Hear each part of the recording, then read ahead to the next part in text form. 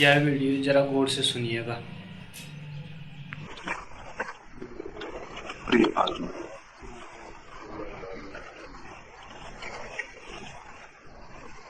एक बहुत पुरानी कथा है। किसी पहाड़ की दुर्गम चोटियों में बसा हुआ एक छोटा सा गांव था। उस गांव का कोई संबंध बृहत्तर मनुष्य जाति से नहीं था। उस गांव के लोगों को प्रकाश कैसे पैदा होता है इसकी कोई खबर न थी, लेकिन अंधकार दुखपूर्ण है, अंधकार भयपूर्ण है, अंधकार अप्रीतिकर है, इसका उस गांव के लोगों को भी बोध होता था। उस गांव के लोगों ने अंधकार को दूर करने की बहुत चेष्टा की, इतनी चेष्टा की कि वे अंधकार को दूर करने के प्रयास में करीब करीब समाप्त हो गए। वे रात को टोकरियों में भरकर अंधकार को घाटियों में फेंक आते, लेकिन पाते कि टोकरियां भर के फेंक भी आए हैं, फिर भी अंधकार अपनी ही जगह बना रहता। उन्होंने बहुत उपाय किए, वो पूरा गांव पागल हो गया अंधकार को दूर करने के उपायों में। अंधकार को धक्के देने की कोशिश करते, तलवारों लाठियों से अंधकार को धमकाते, लेकिन अंधकार न उनकी सुनता, न उनसे हटता, न उनसे मिटता। और अंधकार को मिटाने की कोशिश में और बार बार हार जाने के कारण वे इतने दीनहीन, इतने दुखी, इतने पीड़ित हो गए कि उन्हें जीवन में कोई रस, जीवन में कोई आनंद फिर दिखाई नहीं पड़ता था। एक ही बात दिखाई पड़ती थी कि शत्रु की तरह अंधकार खड़ा है और उस पर वे विजय पाने में असफल है। आखिर वो गांव अंधकार को दूर करने की कोशिश में पागल हो गया। उस गांव से एक यात्री भूला भटका हुआ पहाड़ों पर किसी दूसरे गांव का पहुंचा। उस गांव से निकला, उसने उस गांव की हालत देखी, वो हैरान हो गया। उसे विश्वास न आया कि अंधकार को दूर करना भी इतनी कठिन बात है क्या। अंधकार से भी हारने की कोई वजह, कोई कारण है क्या। उसने उस गांव के लोगों को कहा कि पागल हो तुम, अंधकार बहुत शक्तिशाली नहीं है। तुम इसलिए नहीं हारते हो कि अंधकार शक्तिशाली है और तुम कमजोर हो, तुम हारते इसलिए हो कि तुम अंधकार को सीधा हटाने का उपाय करते हो। अंधकार सीधा नहीं हटाया जा सकता है, इसलिए नहीं हटाया जा सकता कि अंधकार की कोई सत्ता, कोई एग्जिस्टेंस ही नहीं होता है। अंधकार तो केवल प्रकाश की अनुपस्थिति का नाम है, वो तो केवल प्रकाश की एब्सेंस है। उसका अपना कोई होना नहीं है कि तुम उसे हटा सको। अंधकार को मत हटाओ, प्रकाश को जलाओ, और प्रकाश जल आता है तो अंधकार कहीं भी नहीं पाया जाता। उसने दो पत्थरों से चोट की और प्रकाश को जलाकर उन्हें बताया। वे हैरान हो गए, वे अपनी आंखों पर विश्वास न कर सके कि जो बात इतनी कठिन थी वो इतनी सरल निकलेगी। प्रकाश आया और अंधकार नहीं था। पता नहीं ये कहानी कहां तक सच है, और सच हो या न हो इससे कोई फर्क नहीं पड़ता, लेकिन पूरी मनुष्य जाति अंधकार को दूर करने में लगी हुई है।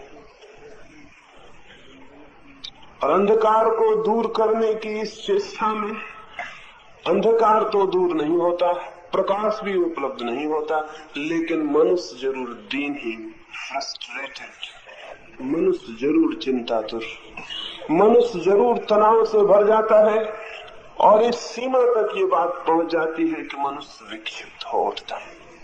आज हम करीब करीब रुग्ण और विक्षिप्त हैं, और सारी विक्षिप्तता के पीछे, इस पागलपन के पीछे जिसमें मनुष्य जाति ग्रसित है, मनुष्य के इस चित्त की रुग्णता के पीछे एक ही बात काम कर रही है, वही जो उस गांव में काम कर रही थी।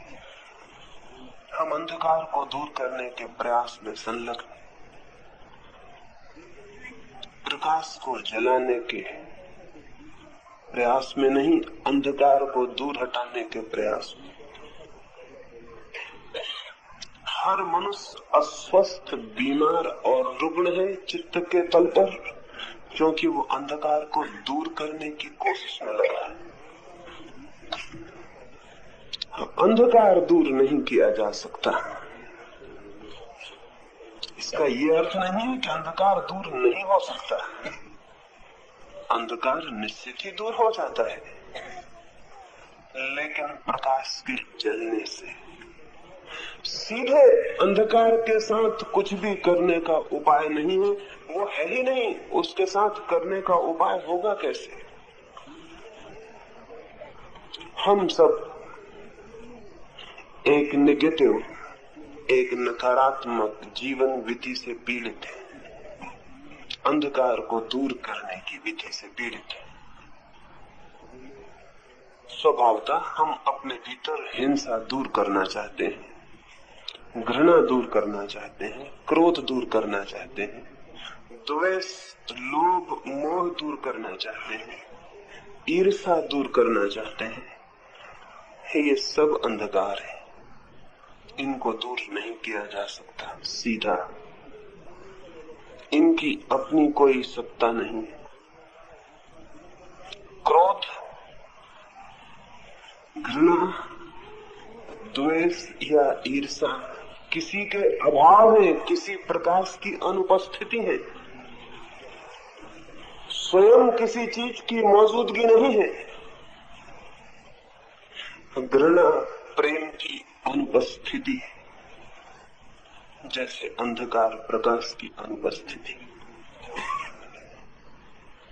घृणा को दूर नहीं किया जा सकता सीधा, न द्वेष को, न ईर्ष्या को, न हिंसा को। और जब हम इनको सीधा दूर करने में लग जाते हैं, तो अगर हम पागल न हो जाएं तो और क्या होगा? क्योंकि वे दूर नहीं होते। उनको दूर करने की सारी कोशिश व्यर्थ सिद्ध हो जाती है। और जब वे दूर नहीं होते तो दो ही उपाय रह जाते हैं, या तो व्यक्ति पागल हो जाता है या पाखंडी हो जाता है। जब वे दूर नहीं होते तो उन्हें छिपा लेता है, ऊपर से जाहिर करने लगता है वे दूर हो गए, और भीतर वे उबलते रहते हैं, भीतर वे मौजूद रहते हैं, भीतर वे चित्त की परतों पर सरकते रहते हैं। ऐसा दोहरा व्यक्तित्व पैदा हो जाता है, एक जो ऊपर से दिखाई पड़ने लगता है और एक जो भीतर होता है। इस द्वैत में इतना तनाव है, इतनी अशांति है, इतनी कॉन्फ्लिक्ट है, होगी ही, क्योंकि जब एक आदमी दो हिस्सों में टूट जाएगा, एक जैसा वो है और एक जैसा वो लोगों को दिखलाता है कि मैं हूं। मैंने सुना है लंदन में एक बहुत अद्भुत फोटोग्राफर था, उसने अपने स्टूडियो के सामने एक तख्ती लगा रखी थी। उस तख्ती पर उसने लिख रखा था, अपनी फोटो उतारने के दाम की सूची लिख रखी थी। उस पर उसने लिख रखा था, जैसे आप हैं, अगर वैसा ही फोटो उतरवाना है तो 5 रुपए। जैसे आप दिखाई पड़ते हैं, अगर वैसी फोटो उतरवानी है तो 10 रुपया। जैसा आप चाहते हैं कि दिखाई पड़े, अगर वैसी फोटो उतरवानी है तो 15 रुपया। एक गांव का ग्रामीण पहुंचा, वो भी चित्र उतरवाना चाहता था। वो हैरान हुआ कि चित्र भी क्या 3 प्रकार के हो सकते हैं। और उसने उस फोटोग्राफर से पूछा कि क्या 5 रुपए को छोड़कर कोई 10 और 15 का फोटो भी उतरवाने आता है? उस फोटोग्राफर ने कहा, तुम पहले आदमी हो जो 5 रुपए वाला फोटो उतरवाने का विचार कर रहे हो। अब तक तो यहाँ कोई 5 रुपए वाला फोटो उतरवाने नहीं आया। जिनके पास पैसे होते हैं वो 15 रुपए वाले उतरवाते हैं, मजबूरी पैसे कम हो तो 10 रुपए वाला उतरवाते हैं, लेकिन मन उनका 15 वाला ही रहता है कि उतरे तो अच्छा। 5 रुपए वाला तो कोई मिलता नहीं, जो जैसा है वैसा चित्र कोई भी उतरवाना नहीं चाहता। हम अपने व्यक्तित्व को ऐसी परत परत ढांके हुए हैं। इससे एक पाखंड पैदा हुआ है। इस पाखंड से सारा मनुष्य चित्त रुग्ण हो गया है। और अगर कोई बहुत जिद्दी हो और अगर कोई पाखंडी न होना चाहता हो और आग्रह करता रहे अंधकार को, घृणा को, क्रोध को हटाने का, तो उसके लिए विक्षिप्त हो जाने के सिवाय कोई उपाय नहीं। वो पागल हो जाएगा। सभ्यता के बढ़ने के साथ साथ पागलों की संख्या अकारण ही नहीं बढ़ती गई। जितना सभ्य मुल्क उतनी ही पागलों की अधिक संख्या। अमेरिका शायद सभ्यता में अग्रणी है, इसलिए सर्वाधिक पागल वहां होते। और एक न एक दिन ये बात जब समझ में आ जाएगी कि सभ्यता और पागलों का कोई अनिवार्य संबंध है, तो आप पक्का समझ लें, जिस मुल्क को पूरा सभ्य होना हो उसे पूरा पागल हो जाना पड़ेगा। या अगर कोई कौम बिल्कुल पागल हो जाए तो समझ लेना कि वो सभ्यता के शिखर पर पहुंच गई है। ये जो अगर हम चित्त की बदलाहट की कोई गलत कीमिया, कोई गलत केमिस्ट्री पकड़ लेंगे तो स्वभावतः चित्त विकृत हो जाएगा। आज की सुबह मुझे स्वस्थ चित्त के संबंध में ही थोड़ी बात करनी। कल मैंने युवा, ताजा, नया चित्त होना चाहिए इस संबंध में आपसे कुछ कहा था। दूसरे दिन की सुबह आज मैं स्वस्थ चित्त होना चाहिए इस संबंध में कुछ कहना चाहता हूं, क्योंकि स्वस्थ चित्त न हो तो सत्य की कोई अनुभूति संभव नहीं। लेकिन स्वस्थ चित्त होना चाहिए, इसे समझने के लिए ये समझ लेना जरूरी है कि ये चित्त अस्वस्थ कैसे हो गया है, ये अनहेल्दी माइंड पैदा कैसे हो गया। ये आदमी का चित्त इतना ज्वरग्रस्त, इतना विकृत, इतना कुरूप कैसे हो गया, इतना अगली कैसे हो गया। क्या बीमारी इस चित्त को लग गई है। इस चित्त को अंधकार को दूर करने की बीमारी लग गई है। एक बीमारी तो है अंधकार को दूर करने की, और जब ये अंधकार दूर नहीं होता, जिसे हम बुरा कहते हैं, जिसे हम पाप कहते हैं, जिसे हम अनीति कहते हैं, जब वो दूर नहीं होती तो फिर क्या करे आदमी। फिर दो ही रास्ते, तो पागल हो जाए या पाखंडी हो जाए। फिर क्या करे। तीसरा रास्ता भी है एक, और वो ये कि वो किन्हीं आदर्शों की कल्पना में जो है उसे भूल जाए, एक एस्केप ले ले, एक पलायन ले ले। हिंसक आदमी है, वो अहिंसा का आदर्श बना ले और अहिंसा की योजना और कल्पना में लीन हो जाए और हिंसा को भूल जाए। क्रोधी आदमी है, वो क्षमा का आदर्श बना ले, क्षमा की योजना में लग जाए कि कल मैं क्षमाशील हो जाऊंगा, और कल की इस योजना में आज जो क्रोध है उसे भूल जाए। ये तीसरा विकल्प भी मनुष्य के चित्त को अस्वस्थ करता है, क्योंकि तब उसके आज और कल में एक तनाव, एक टेंशन पैदा हो जाता है। वो कल की कल्पना में जीने लगता है और असलियत में जीता है आज। जो आदमी कल अहिंसक होने का विचार कर रहा है कि मैं कोशिश करके कल अहिंसक हो जाऊंगा, प्रेमपूर्ण हो जाऊंगा, क्षमाशील हो जाऊंगा, वो आज क्रोधी है, हिंसक है।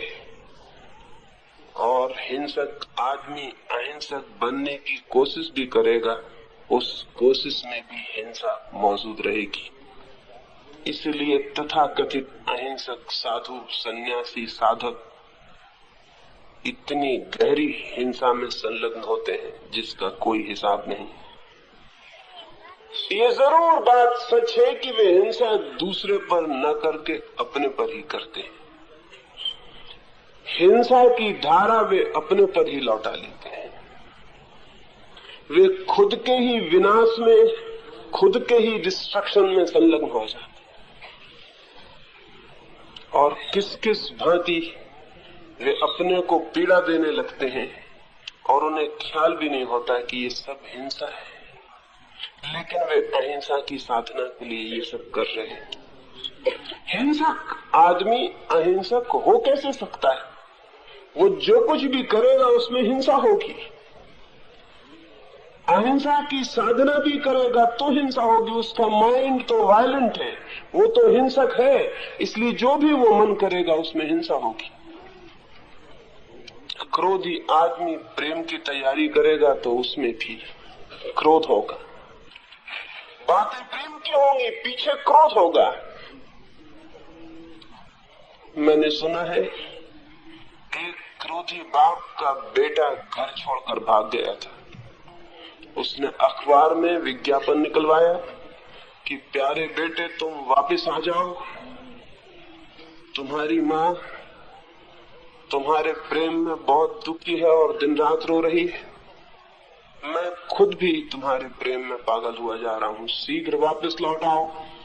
और अंत की पंक्ति थी कि अगर वापस न लौटे तो चमड़ी उधेड़ दूंगा।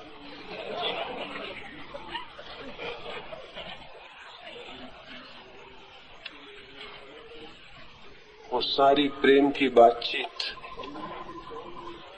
और शायद क्रोध में उसे ख्याल ही न रहा कि अगर वापस न लौटे तो चमड़ी उधेड़ दूंगा। तो तुम चमड़ी उधेड़ोगे कहाँ जब वो वापस ही नहीं लौटे? लेकिन लड़का फिर वापस नहीं लौटा, क्योंकि लड़के ने समझ लिया होगा कि न लौटने पर तो चमड़ी नहीं उधेड़ी जा सकती, लेकिन लौटने पर उसका उधेड़ा जाना निश्चित है। ये बेचारे का प्रेम कितने दूर तक जाएगा? ऊपर ऊपर होगा, पीछे पीछे वो मौजूद है आदमी जो वो है। हमारी सारी इन आदर्शों की बातचीत में प्रेम की, अहिंसा की, दया की भीतर हमारी हिंसा, हमारा क्रोध, हमारी क्रूरता सब मौजूद होती है।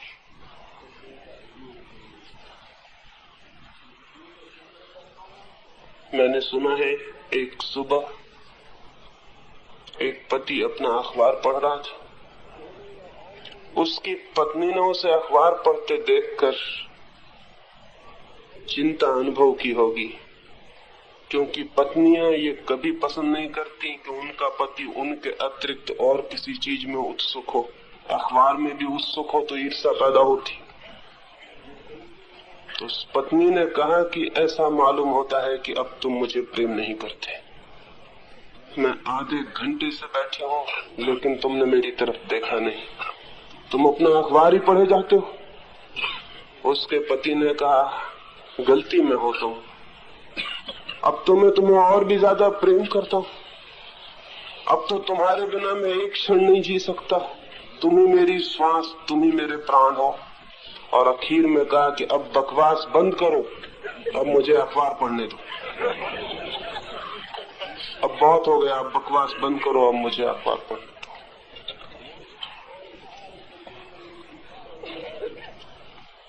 एक ऊपर एक आवरण, जीवन में हम प्रेम का ओढ़े बैठे रहते हैं और पीछे पीछे वो हमारी सारी क्रूरता और सारी हिंसा मौजूद होती है।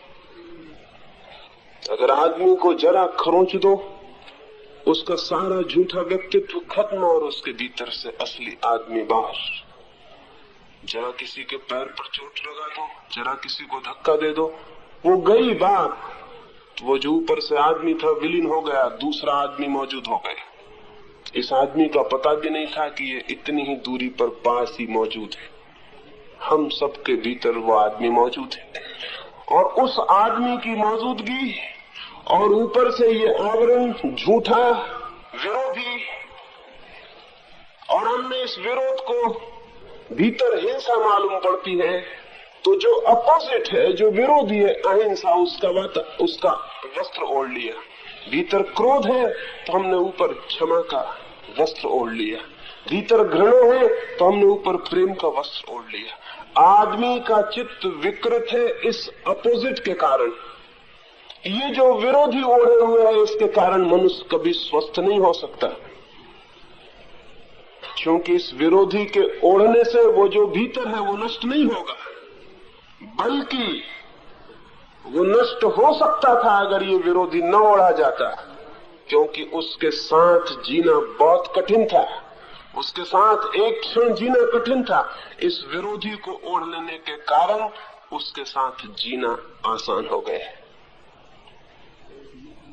अगर किसी भिखमंगे को ये ख्याल हो जाए कि मैं सम्राट हूं, और ऐसा अक्सर भिखमंगों को ख्याल हो जाता है, तो फिर भिखमंगेपन के मिटने की कोई संभावना न रही। तो ख्याल है कि मैं सम्राट हूं।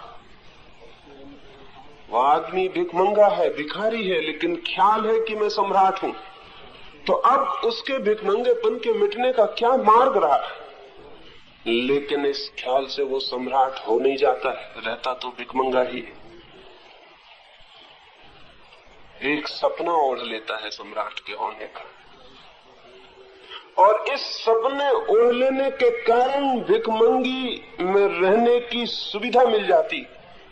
अगर ये ख्याल न हो कि मैं सम्राट हूं और वो जाने कि मैं भिखारी हूं, तो भिखारी होने के साथ जीना कठिन है। उसे बदलना होगा, उसे भिखारीपन से छुटकारा और मुक्ति पानी होगी।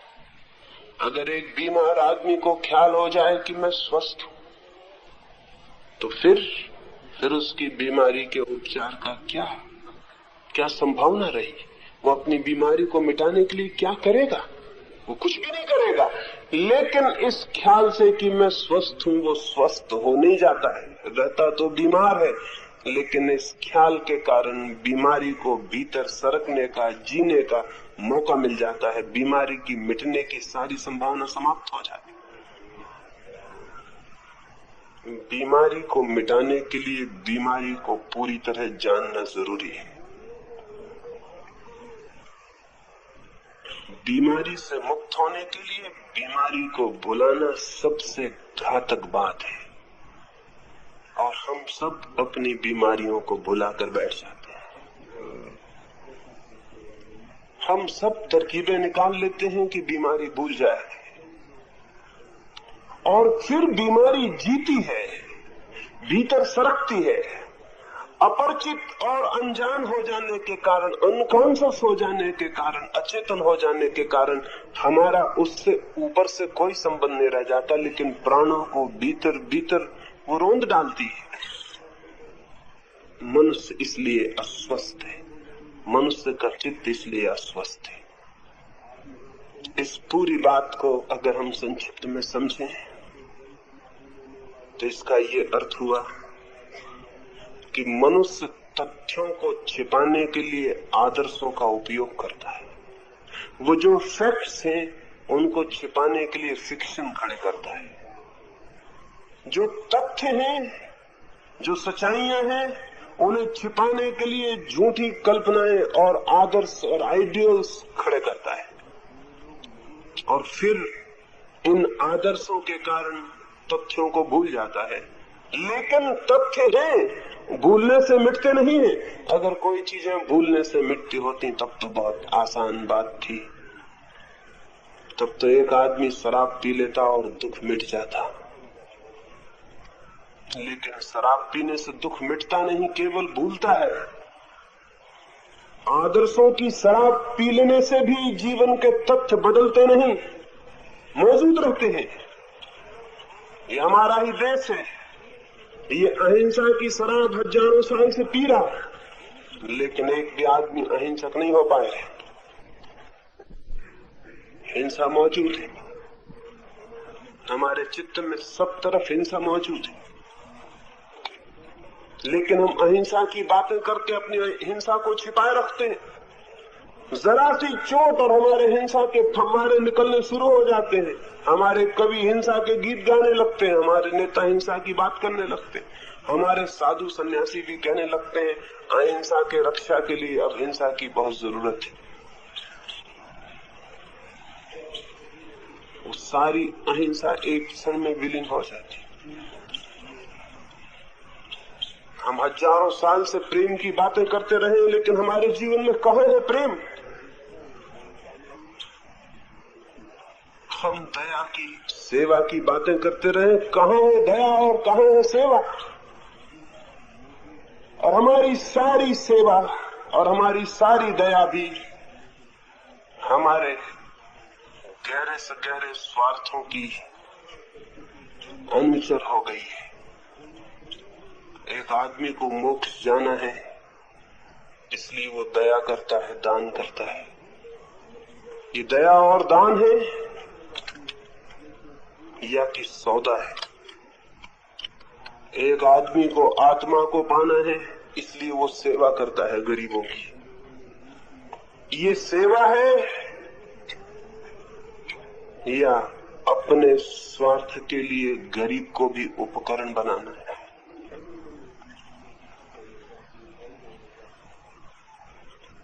एक चर्च में एक पादरी ने रविवार के दिन आने वाले बच्चों को समझाया कि जिन्हें भी स्वर्ग जाना है उन्हें सेवा जरूर करनी चाहिए।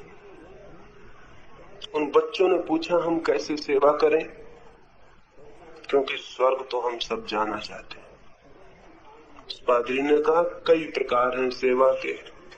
डूबता हुआ कोई हो तो उसे बचाना चाहिए, किसी घर में आग लग गई हो तो जाके घर का सामान या व्यक्तियों को बाहर निकालना चाहिए, या बहुत सरल सी बात, कोई भी किसी तरह का किसी को सहायता पहुंचानी हो तो पहुंचानी चाहिए।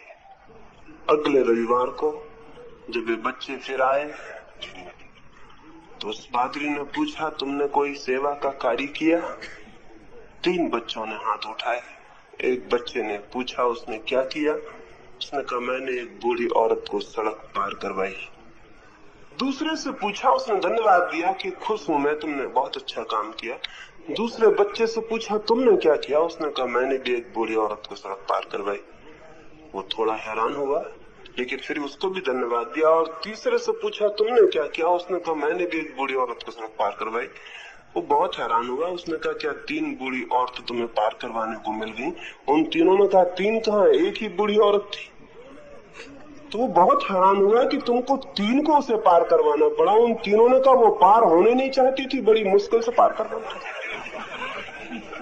वो तो बिल्कुल भागती थी, पकड़ के बिल्कुल जबरदस्ती हमने पार करवाई। क्योंकि स्वर्ग जाना तो जरूरी है और सेवा करनी ही पड़ेगी। उस पादरी ने कहा आप कृपा करके ऐसी सेवा मत करना। अच्छा किया कि तुमने औरत को ही पार करवाया, कहीं मकान में आग लगवा के लोगों को नहीं बचाया, या किसी को नदी में डुबा के प्राण नहीं बचाए। यही बहुत है, अब तुम और सेवा मत करना। सेवकों ने दुनिया में ऐसे बहुत से काम किए, लेकिन उन्हें सेवा करनी जरूरी है क्योंकि स्वर्ग जाना जरूरी है। ये सारी सेवा, ये सारे दान, ये सारी दया, ये सारी अहिंसा की बकवास हमारे भीतर जो असली आदमी है उसको छिपा लेती है। और वो जो असली आदमी है वही है जो कुछ भी होना है उसके द्वारा होना है। जो भी जीवन में क्रांति या न क्रांति जीवन में कोई परिवर्तन या ना परिवर्तन, जो कुछ भी होना है उस असली आदमी से होना, उस फैक्चुअल आदमी से, जो मैं हूं, जो आप हैं। ये आदर्शों से कुछ भी होना नहीं, लेकिन आदर्शों में हम अपने को छिपा लेते हैं। एक बुरा आदमी अच्छे बनने की कोशिश में ये भूल जाता है कि मैं बुरा आदमी हूं। यही वो भूलना चाहता है, यही वो भूलना चाहता है कि मैं बुरा आदमी हूं। इसलिए सब बुरे आदमी अच्छे आदर्शों को पकड़ लेते हैं। अच्छे आदर्श की जो बात करता हो, पहचान लेना उसके भीतर बुरा आदमी मौजूद है। बुरा आदमी मौजूद न हो तो अच्छे आदर्श की बात हो ही नहीं सकती, क्योंकि तब आदमी अच्छा होगा। अच्छे आदर्श का सवाल तो है। अच्छा आदर्श भीतर छिपे हुए बुरे आदमी की तरकीब है, और बहुत गहरी तरकीब है, जिससे वो अपने को बचा लेता है। अच्छे बनने की कोशिश में बुरा आदमी भूल जाता है, और बुरा आदमी जब तक मौजूद है भीतर, तब तक कोई अच्छा आदमी बन कैसे सकता है। वो लाख उपाय करे, वो जो भी करेगा उसमें बुरा आदमी भीतर से लौट के फिर खड़ा हो जाएगा। रोज हम देखते हैं, लेकिन शायद देखने की क्षमता हमने खो दी। बुरा आदमी भीतर मौजूद है, वो हिंसा और घृणा से भरा हुआ चित्त। तो फिर आप कुछ भी करें, आप जो भी करेंगे, चाहे कितना ही पवित्र काम करें, आपके पवित्रतम काम के पीछे भी चूंकि बुरा आदमी मौजूद है, आपका पवित्रतम काम भी धोखा होगा, उसके पीछे भी असलियत कुछ और ही होगी। लेकिन हो सकता है ऊपर से वो दिखाई पड़नी बंद हो जाए, शायद लोगों को दिखाई ना पड़े, लेकिन आपको भली भांति दिखाई पड़ सकती है। और आपको दिखाई पड़ जाए तो आप स्वस्थ चित्त की दशा में, स्वच्छ चित्त की मार्ग पर अग्रसर हो जाते हैं। पहली बात है स्वस्थ चित्त की दिशा में पहला कदम, पहला सूत्र, इस सत्य को देखना कि तथ्य में मैं क्या हूं, आदर्शों में नहीं। फैक्चुअलिटी क्या है, मेरी आइडियोलॉजी क्या है, ये नहीं। आप क्या मानते हैं, ये नहीं। आप क्या हैं, सच्चाई क्या है आपकी। अगर हम इसको जानने के लिए राजी हो जाएं, और इसको हम जानने को तभी राजी हो सकते हैं जब ये व्यर्थ ख्याल हमारा छूट जाए कि आदर्शों की कल्पना और आदर्शों की दौड़ में हम बदल सकते हैं, परिवर्तित हो सकते हैं। कभी कोई आदर्शों के द्वारा परिवर्तित नहीं हुआ है। ऊपर से दिखाई भी पड़े कि आदमी बदल गया, भीतर वही आदमी मौजूद रहेगा। एक गांव में एक बहुत क्रोधी आदमी था। इतना क्रोधी था कि उसने अपनी पत्नी को कुएं में फेंक दिया। उसकी पत्नी मर गई। पीछे उसे पश्चाताप हुआ होगा। सभी क्रोधी लोग पीछे पश्चाताप जरूर कर लेते हैं, उस भांति उनका जो अपराध भाव है समाप्त हो जाता है। वे फिर से क्रोध करने के लिए तत्पर और तैयार हो जाते हैं। पश्चाताप तरकीब है किए गए बुरे से साफ कर लेने की स्वयं को। उसने पश्चाताप किया, उसने मित्रों से कहा कि मैं बहुत दुखी हुआ हूं, अब इस क्रोध से मुझे किसी न किसी रूप में छुटकारा पाना है। हद हो गई, ये तो सीमा के बाहर चला गया। जिस पत्नी को मैं प्रेम करता था उसी की मैंने हत्या कर दी। ये वाक्य कितना ठीक लगता है कि जिस पत्नी का मैं प्रेम करता था उसी की मैंने हत्या कर दी। लेकिन ये वाक्य क्या ठीक हो सकता है? क्योंकि जिसको हम प्रेम करते हैं उसकी हत्या कर सकते हैं। लेकिन हम रोज ये कहते हैं कि जिस बच्चे को मैं प्रेम करता था उसको मैंने चांटा मार दिया, जिस मित्र को मैं प्रेम करता था उससे मैंने बुरे शब्द बोल दिए, जिस पत्नी को मैं प्रेम करता था उससे मेरा झगड़ा हो गया।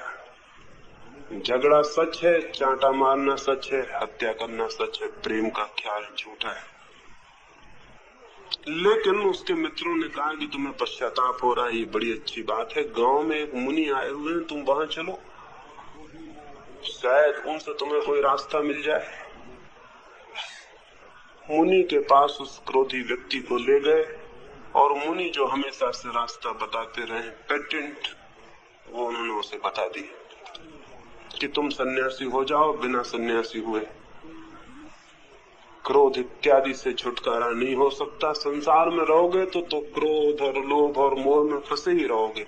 ये तो संसार में स्वाभाविक है। सन्यासी हुए बिना क्रोध के बाहर तुम नहीं हो सकते हो। वो आदमी तो दुख में था ही, उसने अपने वस्त्र फेंक दिए, वो नग्न खड़ा हो गया। उसने कहा कि मैं सन्यासी हो गया। वो मुनि भी नग्न थे।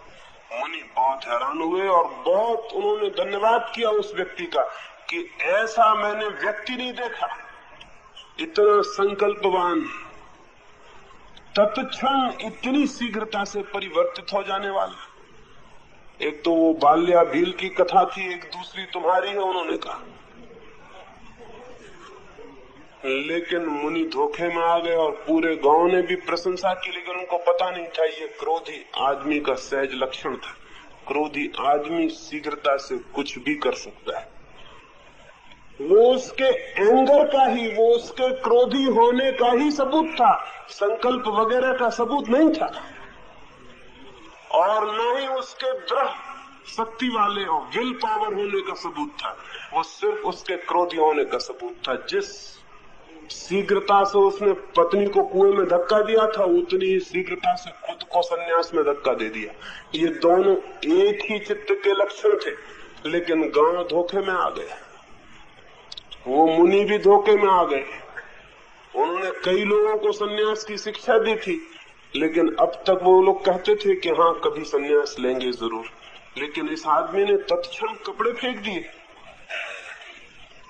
गुरु के मन में भी इस शिष्य का बड़ा आदर हो गया और फिर उस शिष्य ने जो तपश्चर्या की उसका तो पूरे देश में कोई मुकाबला न रहा। उसने जैसे कष्टपूर्ण उपवास किए,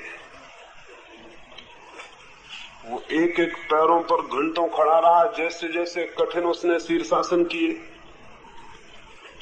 जितने उपद्रव हो सकते थे सब उसने अपने साथ किए। उसके तप की सब जगह प्रशंसा और हवा फैल गई। दूर दूर से लोग उसके दर्शन को आने लगे कि वो महातपस्वी, उसकी तप की कोई प्रतियोगी न रहा।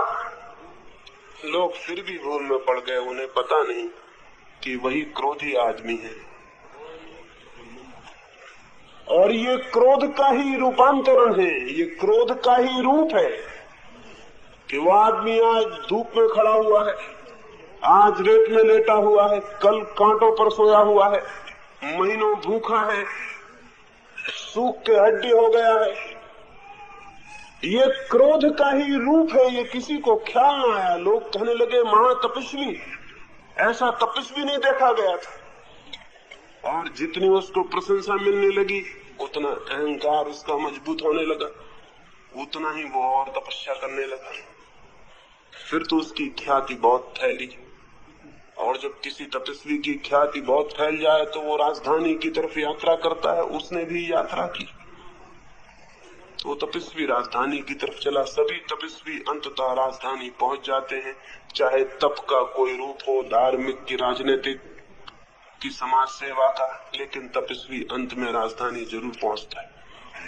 वो भी राजधानी की तरफ चला, क्योंकि अब छोटे मोटे गांव काम नहीं कर सकते थे। अब इस तपस्वी के लिए, महातपस्वी के लिए महाराजधानी चाहिए थी। वहां राजधानी में उसके बचपन का एक मित्र, उसके साथ पढ़ा हुआ मित्र रहता था। उसने सुनी प्रशंसा अपने इस मित्र की, वो उसके दर्शन को गया। मन में उसके संदेह जरूर था कि वैसा क्रोधी व्यक्ति, कहीं ये सब क्रोध का ही रूपांतरण न हो। ये जो इतनी तीव्र तपश्चर्या चल रही है, ये कहीं क्रोध का ही रूप न हो, ये कहीं क्रोध खुद पर ही न लौट आया हो, ये कहीं क्रोध धार्मिक न बन गया हो। क्रोध धार्मिक बन गया था, उसके मन में शक तो था।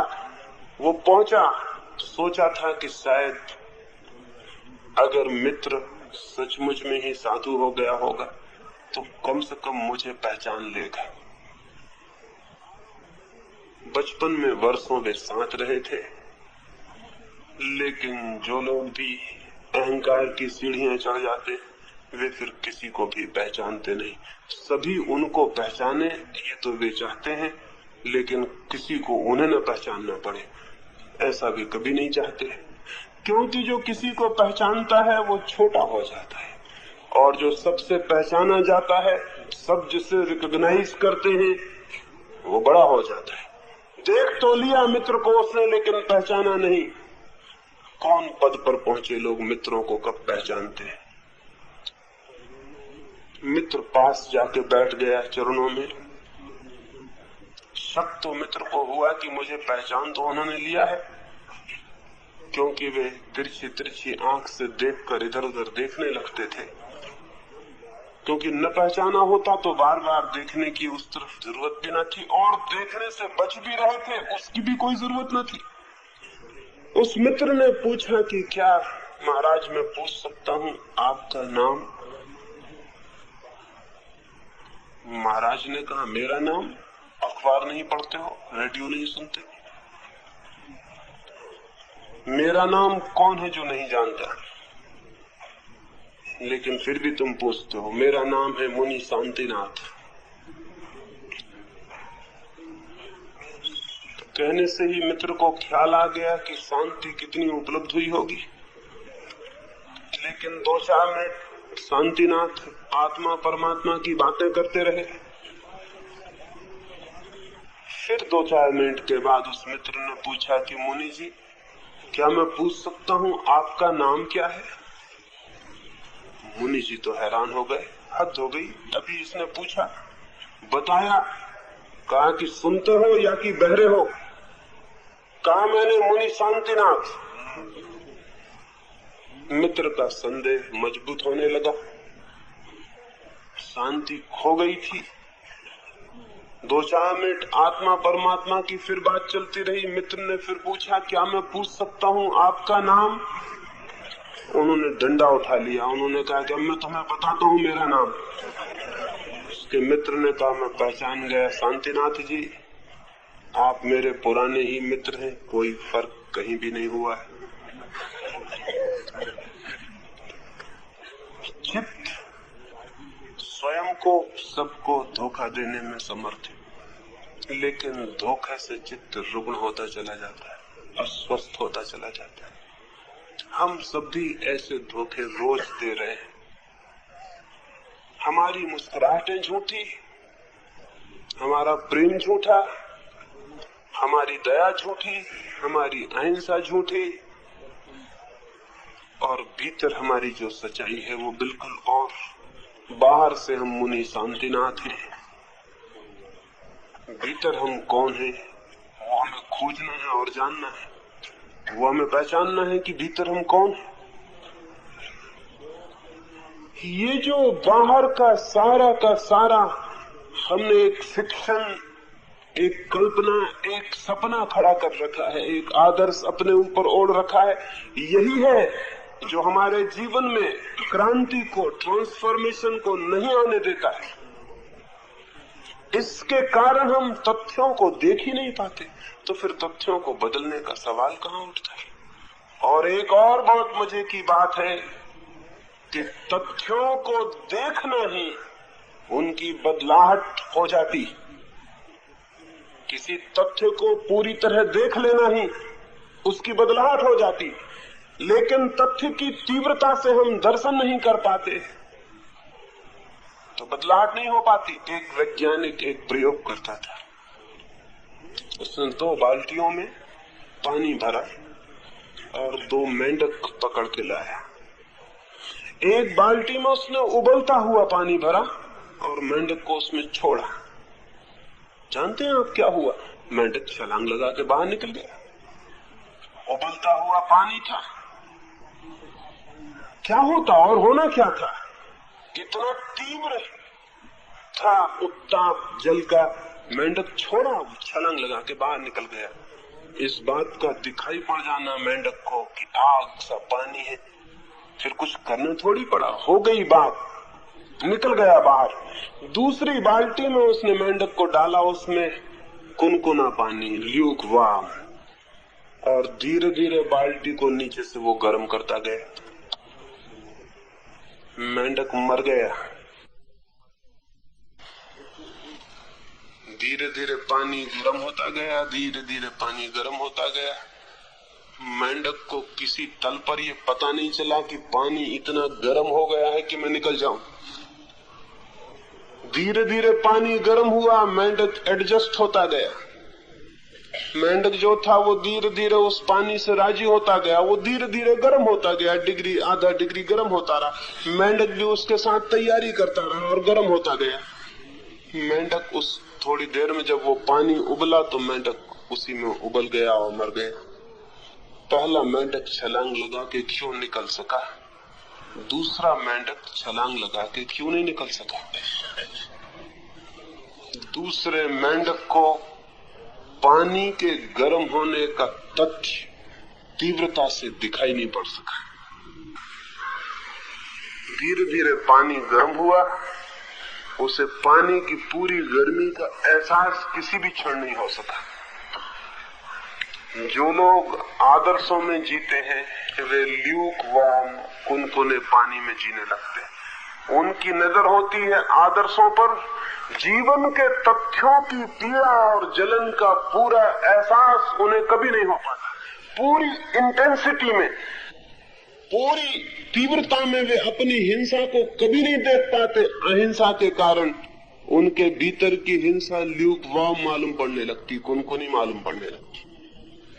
वे रोज छान के पानी पी लेते हैं, रात भोजन नहीं करते हैं, मांस नहीं खाते हैं, ऐसे वे अहिंसक हो जाते हैं। भीतर की हिंसा कुनकुनी मालूम पड़ने लगती।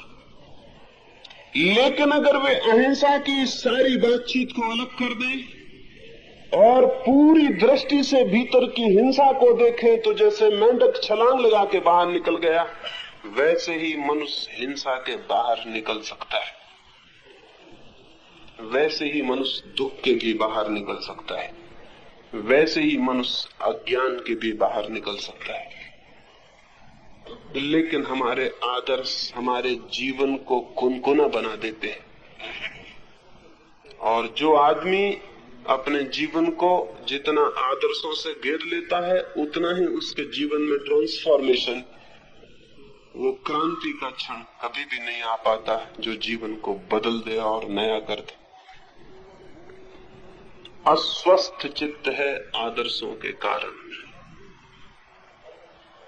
लेकिन हम तो यही सोचते रहे हैं हजारों वर्षों से कि आदर्शों के कारण ही हम मनुष्य हैं, पशु नहीं है, फला नहीं है, ढिका नहीं। आदर्श ही हमारे जीवन का लक्ष्य है। आदर्श जिसके जीवन में है वही महान है। आदर्श जिसके जीवन में है वही नैतिक, वही धार्मिक है। झूठी है ये सब बातें। आदर्श जिसके जीवन में है वो कभी धार्मिक हो ही नहीं सकेगा। आदर्श खुद को धोखा देने का सेल्फ डिसेप्शन की तरकीब है, साइंस है। और हजारों साल से आदमी अपने को धोखा दे रहा है। इस प्रवंचना को तोड़ना जरूरी है। जिस व्यक्ति को भी स्वस्थ चित्त उपलब्ध करना हो उसे आदर्शों के जाल से मुक्त हो ही जाना चाहिए। फिर हम जीवन के तथ्यों को जैसे वे हैं देखने में समर्थ हो सकते हैं। फिर हम अपने भीतर उतर सकते हैं और खोज सकते हैं हिंसा को, क्रोध को, घृणा को। स्वास्थ्य तो आधा इससे ही उपलब्ध हो जाएगा जिस क्षण आपके आदर्शों से चित्त मुक्त हो गया। आप एकदम सरल हो जाएंगे, एक ह्यूमिलिटी, एक विनम्रता आ जाएगी। आदर्श की वजह से एक दंभ आ जाता, मैं अहिंसक हूं, मैं फला हूं, मैं ढिका हूं, मैं धार्मिक हूं। ये सब अहंकार के रूप है, रोग है।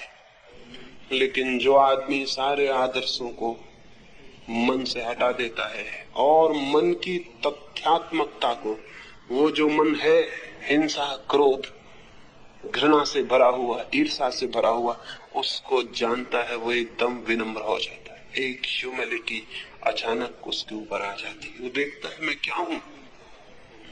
तथ्य बताते हैं कि मैं क्या हूं, मेरी असलियत क्या है।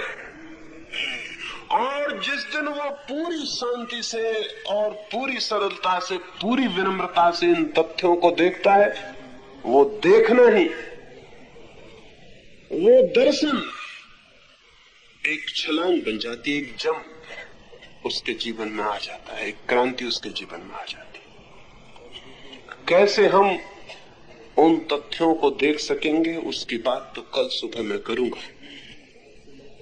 अभी मैं इतना ही कहना चाहता हूं कि आदर्शों के कारण हम नहीं देख पाते हैं।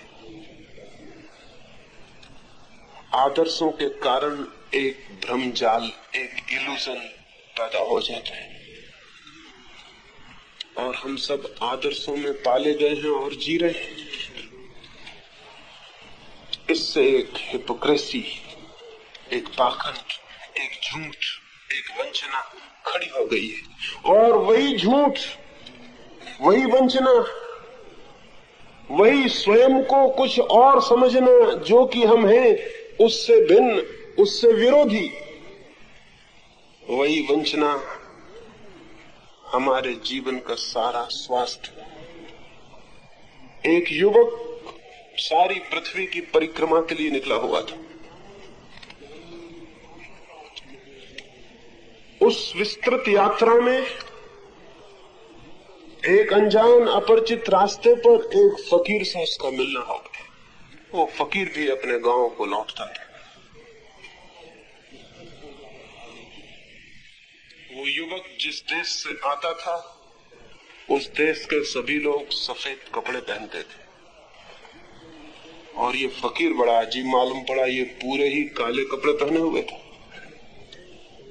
तो उस युवक ने उस फकीर से पूछा कि आप एकदम काले कपड़े पहने हुए हैं, हमारे देश में तो सभी लोग सफेद कपड़े पहनते हैं।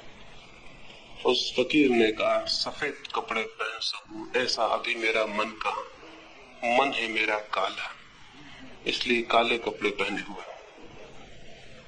वो युवक बोला, तब तो सफेद बिल्कुल ही पहनने चाहिए, और अगर खादी के मिल जाए तो और भी अच्छा, क्योंकि काला मन हो तो सफेद कपड़े में छिप जाता है, और खादी के हो तब तो सोने में सुगंध आ जाती। हमारे मुल्क में तो लोग ऐसी नासमझी कभी नहीं करते कि कोई काला कपड़ा पहनता हो, और काले चित्त का आदमी कभी ऐसा हो ही नहीं सकता। उस फकीर ने कहा, लेकिन मैं दुखी हूं, मैं वही कपड़े पहनना चाहता हूं जो मैं हूं, क्योंकि सफेद कपड़े पहनने से तुम्हें धोखा हो जाएगा, लेकिन मुझे तो धोखा नहीं होगा। मैं तो जानूंगा, और सफेद कपड़ों के कारण और भी जानूंगा कि भीतर सब काला है।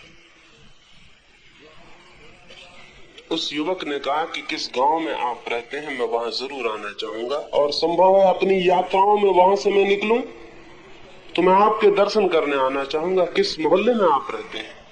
उसने कहा, तुम पूछ लेना मेरे गांव में आके कि झूठों की बस्ती कहाँ है, मैं वही रहता हूं। झूठों की बस्ती? उस युवक ने कहा, हद हो गई, ऐसा नाम हमने सुना नहीं। हजारों बस्तियां हैं हमारे देश में, हजारों मोहल्ले, हजारों नगर, हजारों गांव। हमारे यहाँ तो ऐसा कभी नहीं सुना गया कि कोई झूठों की भी बस्ती हो। हमारे यहाँ तो जिस मोहल्ले में लोग एक दूसरे की गर्दन काटने को तैयार रहते हैं, उसका नाम शांति नगर रखते हैं, और जिस मोहल्ले में हर आदमी एक दूसरे की जेब में हाथ डाले रहता है, उसका नाम सर्वोदय नगर रखते हैं। हमारे मुल्क में ऐसा कभी हमने सुना नहीं। क्या कहते हैं, झूठों की बस्ती? लेकिन उसने कहा, हाँ, मेरी बस्ती का तो यही नाम है, और तो पूछ ले। वो युवक लंबी यात्राओं में उस गांव में पहुंचा। उसने गांव में जाके बहुत लोगों को पूछा कि झूठों की बस्ती कहाँ है। गांव के लोगों ने कहा, पागल हो गए हो, ऐसे तो सारी दुनिया ही झूठों की बस्ती है, लेकिन नाम कौन रखेगा अपनी बस्ती का झूठों की बस्ती? उसने कहा एक फकीर था काला कपड़ा पहने हुए। तो किसी ने कहा ऐसा एक फकीर है इस गांव में, लेकिन वो झूठों की बस्ती में नहीं, वो तो मुर्दों की बस्ती में रहता, मरघट में रहता। तुम्हें मालूम होता है कोई भूल हो गई। उसने कहा होगा मुर्दों की बस्ती, तुम झूठों की बस्ती के ख्याल में आ गए। तुम पूछो मरघट कहाँ है। मरघट पे एक फकीर रहता है इस गांव में जो काले कपड़े पहनता है। खैर वो खोजता हुआ मरघट पहुंचा और बात सच निकली। वो मरघट फकीर का झोपड़ा था। फकीर के पास जाकर उसने अंदर गया तो देखा बड़ी हड्डियां, बड़े सिर, खोपड़ियां उस झोपड़ी में चारों तरफ रखी हुई हैं, ढेर लगा हुआ है, फकीर बीच में बैठा हुआ है। तो उसने कहा कि आप तो मुझसे कहे थे कि मैं झूठों की बस्ती में रहता हूं और आप तो यहाँ मुर्दों की बस्ती में रहते हैं। तो मुझे बड़ी परेशानी हुई, पूछते पूछते हैरान हो गए। उस फकीर ने कहा दोनों ही बातें सच है। इन मुर्दों की खोजबीन करने से मुझे ये इस बस्ती का नाम झूठों की बस्ती रखना पड़ा। कैसी खोजबीन? तुम देखते हो ये हड्डियां और खोपड़ियां रखी। मैंने ब्राह्मण की खोपड़ी को बहुत खोजबीन की कि पता चल जाए शूद्र की खोपड़ी से भिन्न है, लेकिन कुछ पता नहीं चलता। मैंने साधु की हड्डियां खोजी और असाधु की, और दोनों में बहुत पता लगाया कि कोई फर्क पता चल जाए, फर्क पता नहीं चलता। और ये सारे लोग जब तक जिंदा थे तब तक ये बहुत फर्क मानते थे कि मैं ये हूं तुम वो हो, और मरने पर मैं पाता हूं कि सब मिट्टी साबित हुए, और एक ने भी जिंदगी में ये नहीं कहा कि मैं मिट्टी हूं। इसलिए मैंने इनकी बस्ती का नाम झूठों की बस्ती रख दिया। सब झूठे थे, असलियत मिट्टी थी, लेकिन न मालूम क्या क्या दावे करते थे कि मैं ये हूं, मैं वो हूं, मैं ब्राह्मण हूं तू शूद्र है, मैं नेता हूं तू अनुयायी है, मैं गुरु हूं तू शिष्य फला है ढिक्का। न मालूम क्या असलियत एक थी कि सब मिट्टी थे। मरघट पर आकर मुझे ये पता चला, इसलिए मैंने इसका नाम झूठों की बस्ती रख ली। और शायद तुम्हें हैरानी होगी कि मरघट को बस्ती कहना उचित है या नहीं। तो मैंने इसलिए इसका नाम बस्ती रखा है कि जिसको तुम बस्ती कहते हो वहां तो रोज कोई ना कोई मरता है और उजाड़ हो जाती। यहाँ जो एक दफा बस जाता है फिर कभी नहीं उजड़ता। इसका नाम मैंने बस्ती रख छोड़ा है। और ये सब झूठे थे, मरने से ये पता चल गया। हम सब भी झूठे लोग हैं, और जब तक हम झूठे लोग हैं तब तक हम अस्वस्थ रहेंगे। हम स्वस्थ नहीं हो सकते। स्वस्थ होने के लिए झूठ से मुक्त होना जरूरी है। किस झूठ से? वो जो हमने अपने व्यक्तित्व के संबंध में सृजन कर रखी है, निर्माण कर रखी है। इस झूठ से मुक्त होना जरूरी है जो हमने अपने बाबत आदर्शों का जाल खड़ा करके निर्मित कर ली है। और जो इस झूठ से मुक्त नहीं होता उसका सत्य से कभी कोई संबंध नहीं हो सकता। व्यक्तित्व झूठा हो तो सत्य से मिलन कैसे होगा? सत्य से मिलने के लिए कम से कम सच्चा व्यक्तित्व तो होना चाहिए। कम से कम सच्चाई तो साफ होनी चाहिए कि मैं क्या हूं। तो आज की सुबह तो इतना ही कहना चाहूंगा कि ये भ्रमजाल जो हमने आदर्शों का अपने आसपास खड़ा कर रखा है, उस भ्रमजाल में हम झूठे आदमी हो गए और हमारी दुनिया झूठों की बस्ती हो गई। कैसे इसको हम देख सके, उस देखने की प्रक्रिया के लिए कल सुबह मैं आपसे बात करूंगा। अब हम सुबह के ध्यान के लिए बैठेंगे। सुबह के ध्यान के संबंध में दो बातें आपसे कह दूं, फिर हम बैठे। रात हमने ध्यान किया, उसमें हम लेट गए थे। सुबह के इस ध्यान में हम बैठे रहेंगे अपनी जगह, और कोई ज्यादा फर्क नहीं है। शरीर को सीधा रख के, लेकिन सीधा रखने में कोई तनाव ना पड़े, बहुत आहिस्ता से आराम से सारे शरीर को ढीला भी छोड़ देना है ताकि शरीर पर कोई किसी तरह का स्ट्रेन न हो। ऐसे बैठ जाना है जैसे हम विश्राम कर रहे हैं। फिर बहुत आहिस्ता से आंख बंद कर लेनी है वो भी बहुत आहिस्ता से, आंख पर भी जोर ना पड़े कि हमने आंख बीच के बंद कर ली हो, पलक गिर जाए। फिर क्या करेंगे? फिर कुछ भी नहीं करेंगे, चुपचाप बैठे रहेंगे, जस्ट सिटिंग, कुछ भी नहीं करना है। वो जापान में तो ध्यान के लिए कहते हैं जाजेन, और जाजेन का मतलब होता है जस्ट सिटिंग, बस खाली बैठे रहना। एक बहुत बड़ा आश्रम था जापान में, और जापान का बादशाह उस आश्रम को देखने गया। वो 1000 भिक्षु उस आश्रम में रहते थे। आश्रम का जो प्रधान था भिक्षु, उसने बादशाह को सभी जगह दिखलाई, जाके दिखलाया एक एक झोपड़ा, यहाँ भिक्षु स्नान करते हैं, यहाँ भोजन करते हैं, यहाँ अध्ययन करते हैं। बीच में एक विशाल भवन था। राजा बार बार पूछने लगा, और वहां क्या करते हैं?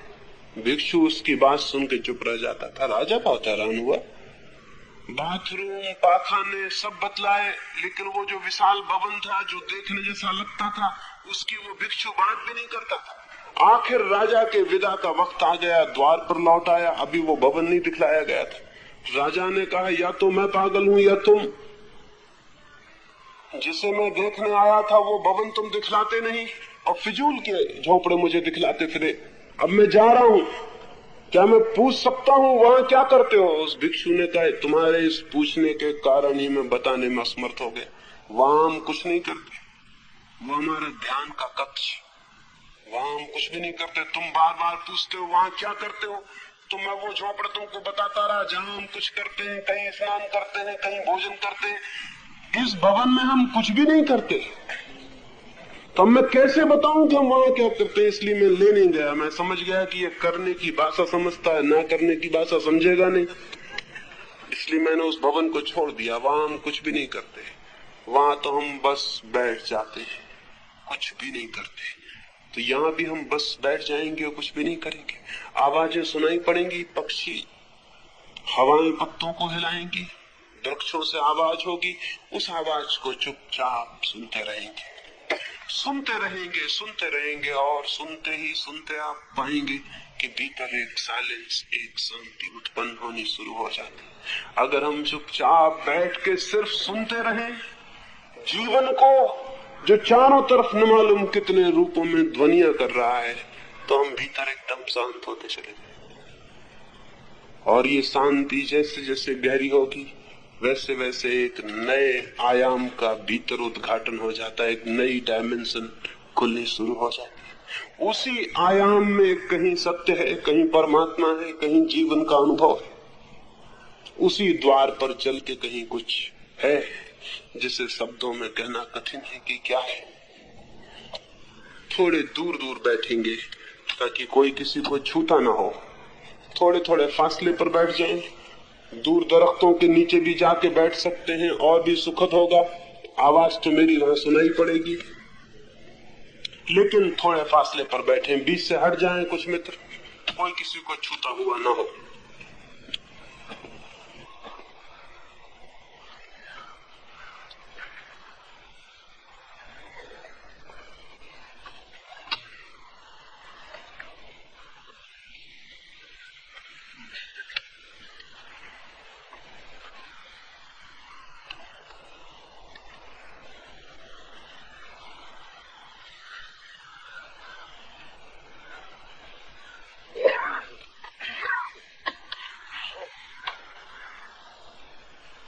बैठ जाइए, कहीं भी बैठ जाइए।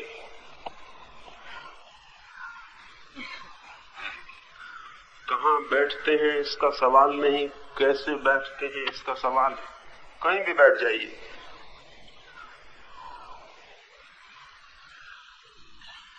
फिर आहिस्ता से आंख बंद कर लें, शरीर को ढीला छोड़ दें, बिल्कुल विश्राम में बैठ जाएं। आराम कर रहे हैं, कोई काम नहीं।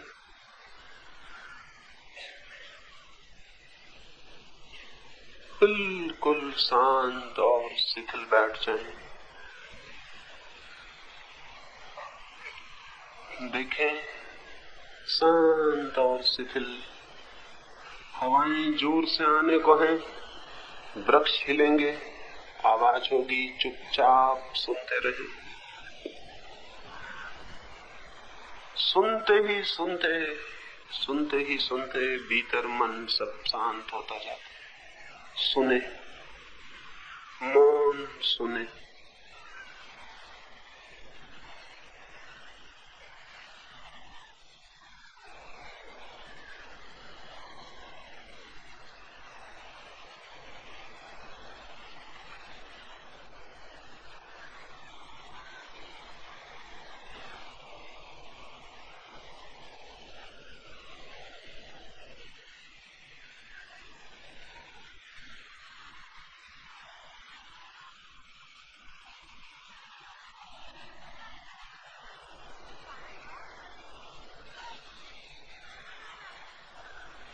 पक्षियों की आवाज, पत्तों की आवाज, चुपचाप सुनते रहें और कुछ भी नहीं करना है, बस बैठे हैं, सुन रहे हैं।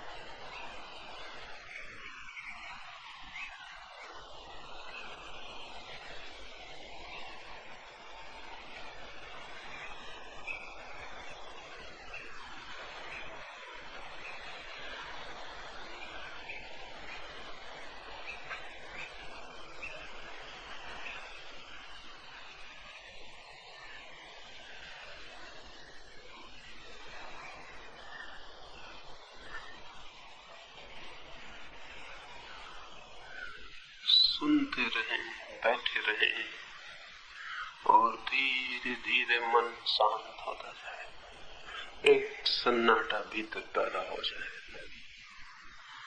सुने, बाहर जीवन का जो संगीत है उसे चुपचाप सुने। कोई तनाव न रखें, बिल्कुल शिथिल। मन पर कोई भार न रखें, मस्तिष्क खिंचा हुआ न हो, सब ढीला छोड़ दें। सुने, सुनते सुनते मन शांत होता जाता है।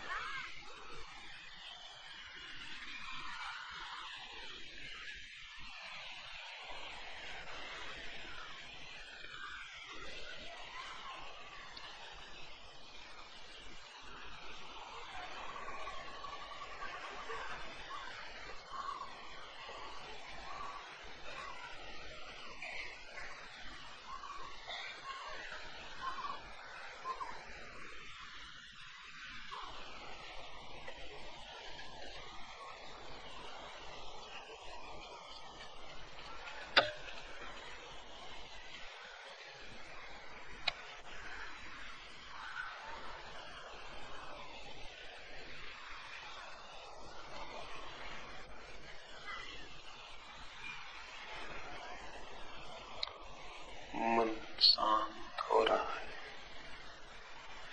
सुनते रहें, बैठे रहें, भीतर कोई चीज शांत होती चली जाए। मन शांत हो रहा है।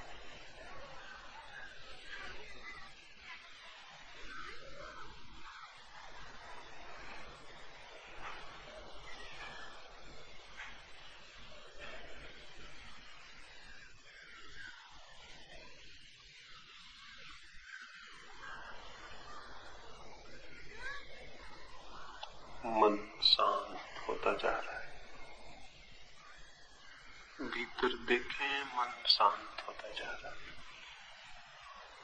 मन बिल्कुल शांत होता जा रहा है। मन शांत हो रहा है। मन शांत हो रहा है। मन शांत हो रहा है। सुनते रहें, सुनते रहें।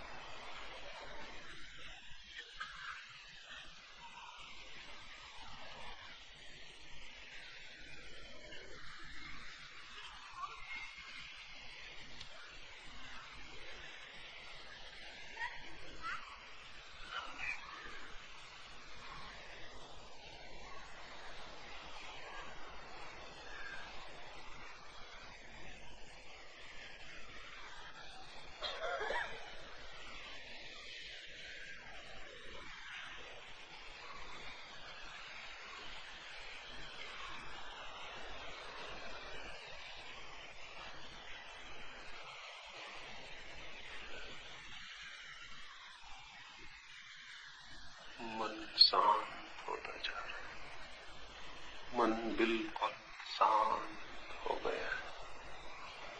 मन शांत हो गया। मन शांत हो गया।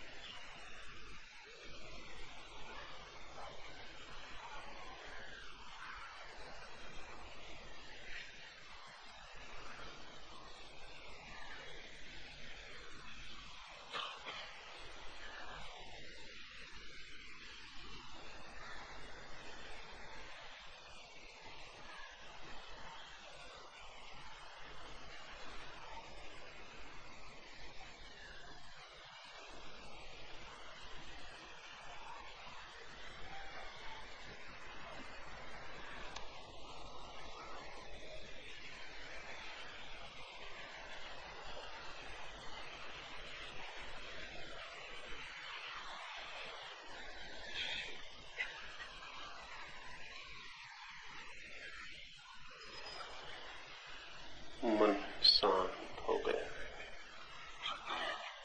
धीरे धीरे 2-4 गहरी श्वास लें, फिर बहुत धीरे से आँख खोलें। जैसी शांति भीतर है वैसी ही शांति बाहर भी अनुभव होगी।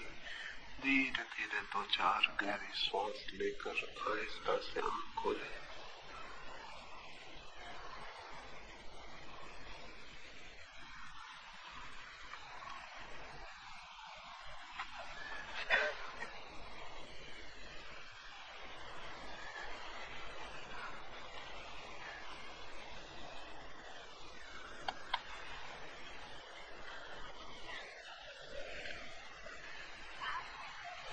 ये तो हमने प्रयोग के लिए किया। दोपहर में कहीं भी एकांत में चले जाएं, किसी वृक्ष के नीचे अकेले बैठ जाएं और चुपचाप इस प्रयोग को करें।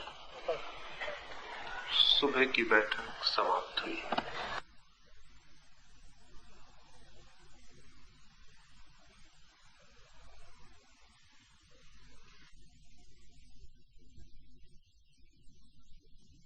अगर यह वीडियो आपको अच्छी लग रही हो तो वीडियो को लाइक और चैनल को सब्सक्राइब करें।